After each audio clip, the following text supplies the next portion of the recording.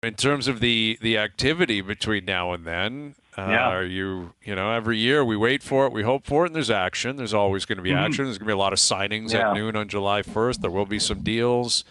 But where does your focus go? Like, is there a team in particular that you would circle as, that's the team that could be the domino effect, and when they get going and they make moves, everyone else could respond?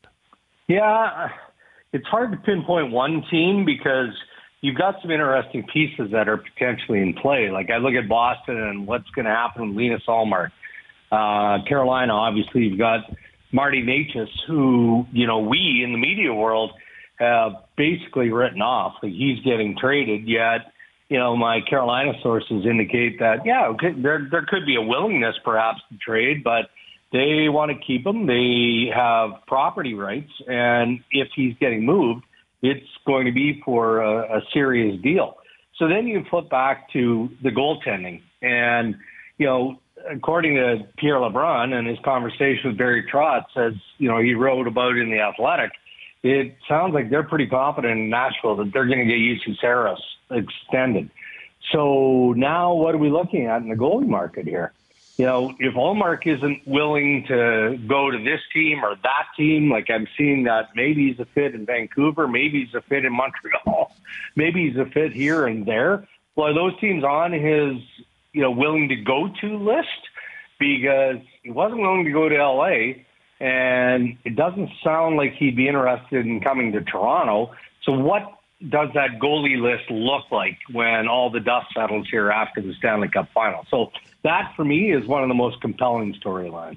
Yeah, it'll be certainly interesting. Now, Dregs, do you like it when you get a little nugget of information and then the agent just bombs it on Twitter? I don't know if you saw the Dan Milstein tweet just basically saying fake news about Zadorov this afternoon.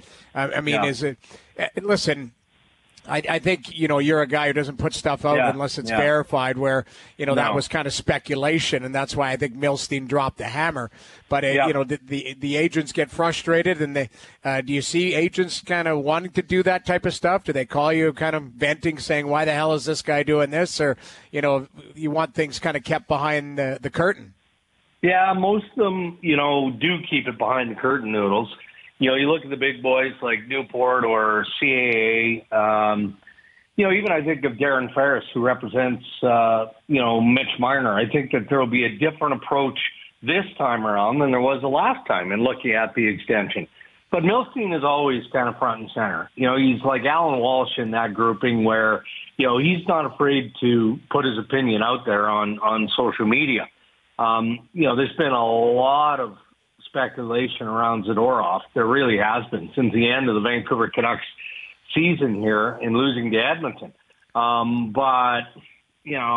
Okay, we've all heard it. So maybe it gets to a place where the agent is tired of the speculation and rather go through the conventional means of coming to me or one of the insiders or one of the local reporters. It's just as easy and certainly factual to put it out there himself. But you don't get a lot of that, especially this time of year, because July 1st isn't that far away. Maybe Dan is a little bit concerned with what the market looks like. Maybe he's a little bit concerned with spooking the Vancouver Canucks entirely. I don't know what his motivation is because I didn't hear from him. I did see the tweet, but normally the agents want to keep a lower profile this time of year because of the level of uncertainty, especially on expiring contracts. Darren, we were talking about Zadorov's, the buzz around his contract, and it has a Canadian element to it where, this guy's a good player, but the buzz and the talk about his contract, especially in the Vancouver market, has gone nuts. And it's just, I don't know if it's warranted. It just seems like Canada loves to just go nuts on somebody's contract. Is there instances where it could possibly hurt the player or is this just all positive? Milstein saying any buzz about this guy, it's all positive. There is a buzz about him because there's a number of general managers that do see, level of quality in the game that he can play. Like, the size does matter in this case. And I think most would argue that he had a pretty good postseason run, and even his time overall in Vancouver was highly positive. So that's the good side. The bad side, and this is what I hear from general managers. So, I don't want Dan Milstein coming after me, but this is the reality of the situation is that, Zadorov is a player who, he can be effective, but thinks he's a 2-3-4 guy.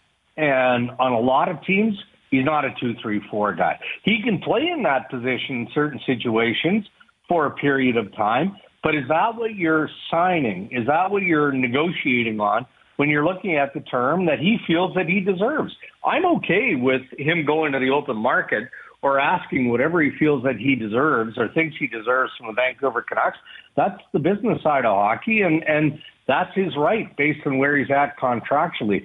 But that doesn't mean that the rest of the league is just going to tip over and say, yeah, we'll give you a 5, 6, 7 year term.